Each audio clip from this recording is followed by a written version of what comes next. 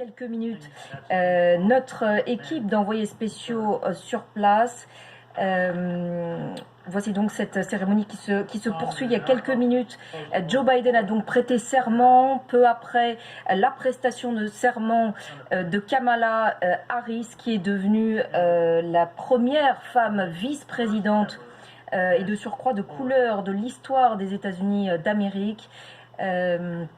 Virginie Hertz, c'est une page historique de l'histoire du pays qui se tourne. On va tout de suite écouter donc ce texte lu par la poétesse Amanda Gorman.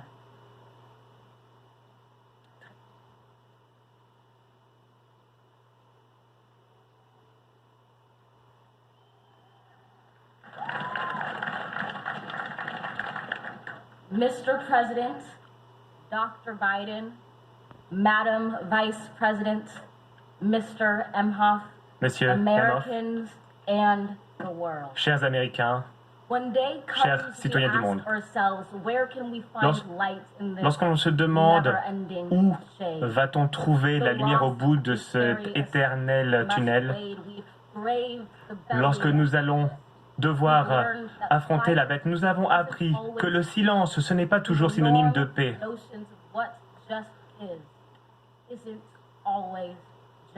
Et ce qui est juste n'est pas toujours simple.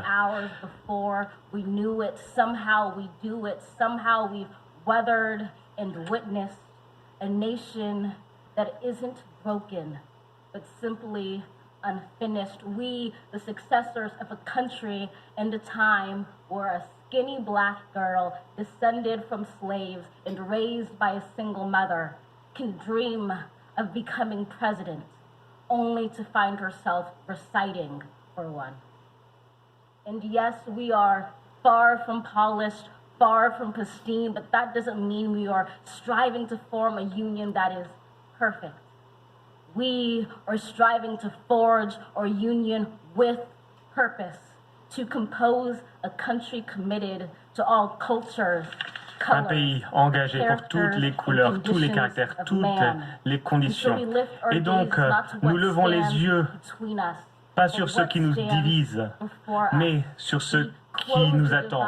Nous nous rapprochons car nous savons que nous devons placer notre avenir en priorité et pour ce faire, nous devons oublier nos différences. Nous devons déposer les armes pour ouvrir nos bras, pour nous étreindre, pour trouver l'harmonie. Et pour trouver cette harmonie, il est nécessaire de nous unir. C'est la vérité. Même dans la difficulté, nous avons grandi. Même lorsque nous étions en difficulté, nous avons gardé notre espoir. Nous avons toujours essayé d'être ensemble, victorieux. Non pas parce que nous n'allons plus jamais connaître la défaite, mais parce que nous n'allons plus jamais chercher à nous diviser. Les Écritures nous encouragent à nous retrouver sous le même arbre afin de ne plus jamais avoir peur. La victoire se retrouvera dans toutes les passerelles que nous aurons jetées et non dans les armes que nous aurons érigées. Il faut oser car être américain, c'est bien plus qu'une fierté, qu'un prix dont nous héritons. C'est un travail. Nous avons vu des forces qui ont cherché à diviser notre pays, qui ont cherché à détruire notre pays et à ralentir la démocratie. Cet effort a pratiquement été couronné de succès. Mais la démocratie est parfois ralentie, elle peut parfois trébucher, mais elle ne peut jamais s'effondrer pour toujours. Nous avons confiance en cette vérité, car nous avons le regard tourné vers l'avenir, alors que l'histoire a le regard tourné vers nous.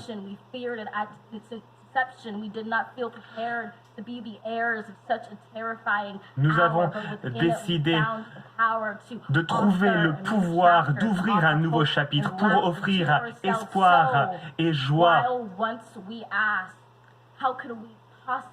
Et donc, lorsque nous sommes demandés comment surmonter ces catastrophes, bien aujourd'hui, nous sommes certains de pouvoir dire comment la catastrophe peut nous abattre.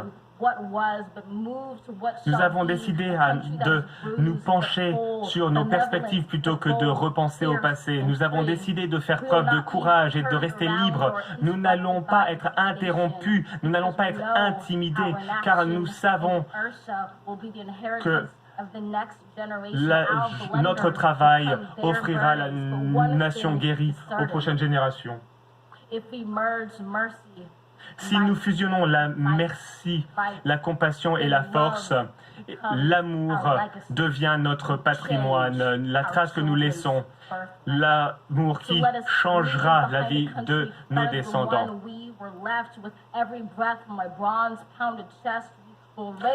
Et donc, nous allons soutenir ce monde et porter ce monde vers un avenir meilleur, un avenir plus radieux.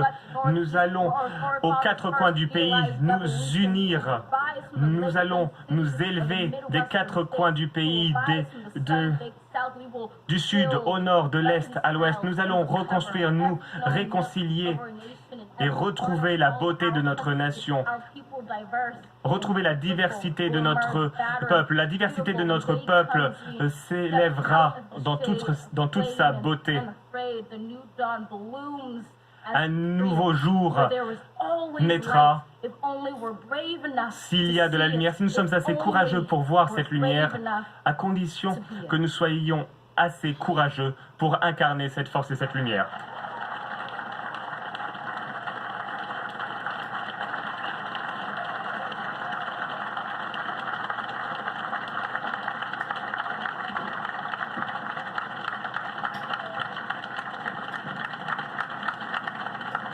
Et vous venez d'entendre Amanda Gorman, afro-américaine et la plus jeune, seulement 22 ans, à lire ce poème à l'occasion d'une investiture présidentielle. Le poème que vous venez d'entendre, The Hill We Climb, elle l'a composé